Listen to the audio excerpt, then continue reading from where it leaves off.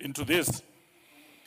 But Honorable Speaker, I want to underline a few issues that are of importance to our country. Since where we've come from as a country, from 1963, honestly speaking, the least we expect as a country is that we have free primary education, free secondary education, and free university education, Honorable Speaker. Education is the foundation of any society. But Honorable Speaker, looking at the way the trends that have been happening in this country, education is not funded enough, Honorable Speaker. The other day, when the President was saying they have released capitation, Honorable Speaker, in our dismay, they had released only 95 shillings per student, Honorable Speaker. Those are peanuts. We want to encourage this government to ensure that primary education is free, Honorable Speaker. Provide enough money. Provide enough money for teachers, Honorable Speaker. Provide enough money for infrastructure. When we get the stories of fires that, like the one we had in Nakuru the other day, it is not a good story. You could see, Honorable Speaker, that students were even sleeping in corridors. There were beds on the corridors, Honorable Speaker, which makes it very difficult for students even to escape when these fires come up.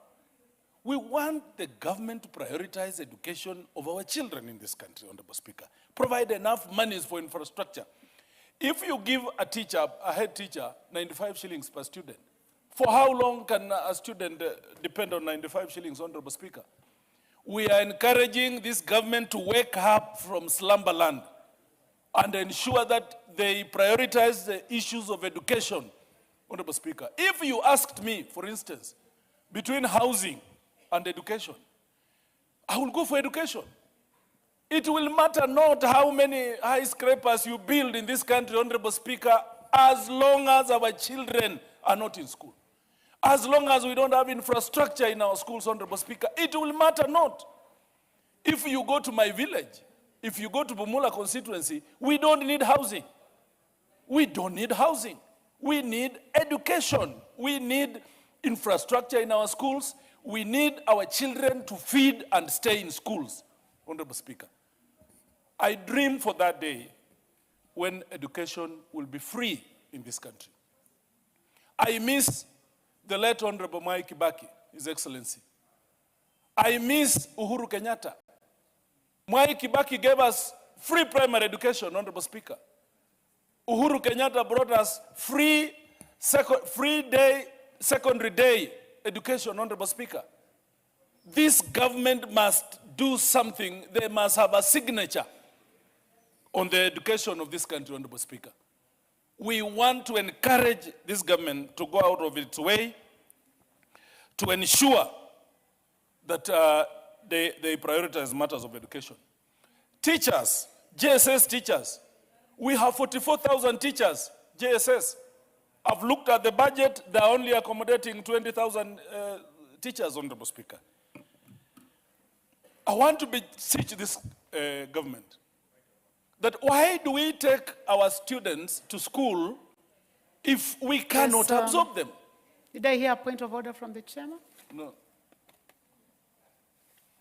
Please proceed, Chairman. Chairman, Budget and Appropriations. Thank you, Honorable Speaker. Honorable Speaker, the Honorable Wamboka is my good friend. I just wanted to correct him that only JSS teachers who are going to be confirmed and those that have served for 2 years. The arrangement is that every 2 years we confirm JSS teachers. And therefore, the amount of money we have in the budget is sufficient to confirm JSS teachers who have served for 2 years. Therefore, there's nothing out of order on your point. Thank you. Honorable Wamboka, please proceed with your debate without misleading the House. Make sure that you have read the report so that you are able to debate based on facts. Honorable Speaker, we have 44,000 JSS teachers who are not employed. agree with what Honorable Batandi is saying, that those who are served 2 years are 20,000, Honorable Speaker. We want to encourage the government that once we train these teachers, Honorable Speaker, we have deficiency of teachers in this country. Absorb all of them. I agree with what Honorable Batandi is saying. It is a fact. But why can't we take all of them, even those who have not served 2 years? That's my point, Honorable Speaker. So I want to encourage, Honorable Speaker, that once we train our students, we take them to universities, we take them to colleges, Honorable Speaker, let us ensure that we have enough teachers to go and service our schools, Honorable Speaker. Teachers are suffering in this country, Honorable Speaker. If today a teacher falls sick, woe unto him or her, Honorable Speaker, because of this something called insurance. SHA has caused a nightmare to teachers, and I speak for teachers of Bungoma County. The other day, they were being treated at Bungoma West Hospital. It collapsed. Now teachers are hanging. You go to this hospital, SHA is not working. You go to this hospital, SHA has been suspended. Teachers are suffering. Let the teachers go back to their days of dignity where they have an insurance that takes care of their needs without being inconvenienced, Honorable Speaker. Madam Speaker, healthcare of any nation is key to the future of that nation, Madam Speaker. Our hospitals, we want to encourage the government to put more money. Yes, they have increased the budgets for healthcare, Madam Speaker, but we want to encourage them to provide free healthcare for the citizenry of this country, Honorable Madam Speaker. Our people are suffering. Our people are dying every other day. Those who cannot access medication, they're dying. And they're dying from as basic ailments as malaria, Madam Speaker. We want to encourage this government to prioritize matters of health, Madam Speaker. If you have a healthy nation, you have an educated nation, Madam Speaker, 90% of the problems that befall a country will not be there, Madam Speaker. I want to thank the committee of Honorable Atandi for providing a stipend for our village elders. We started this initiative with the Honorable Mwangi Mutuse, Honorable Speaker, when we were working on this motion. We want to encourage and first thank them that at least our village elders, the Bakasas, the Ligurus, who have done a lot of work, can now smile at the end of the day. Madam Speaker, 3,000 may not be enough, but thank you.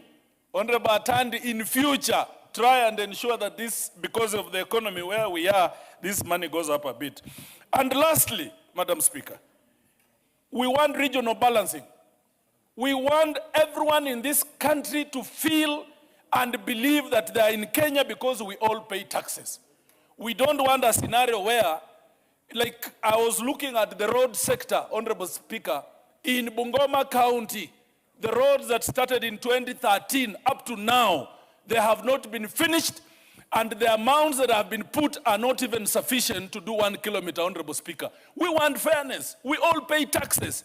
We want a scenario where every Kenyan matters. Every region matters, Honorable Speaker. We don't want Honorable members, before we continue, I would like to take this opportunity to recognize students seated in the Speaker's Gallery this morning. Students from St. Angela's Girls' School from Kitui Central Constituency, Kitui County. You are welcome to the National Assembly to continue observing proceedings of the House.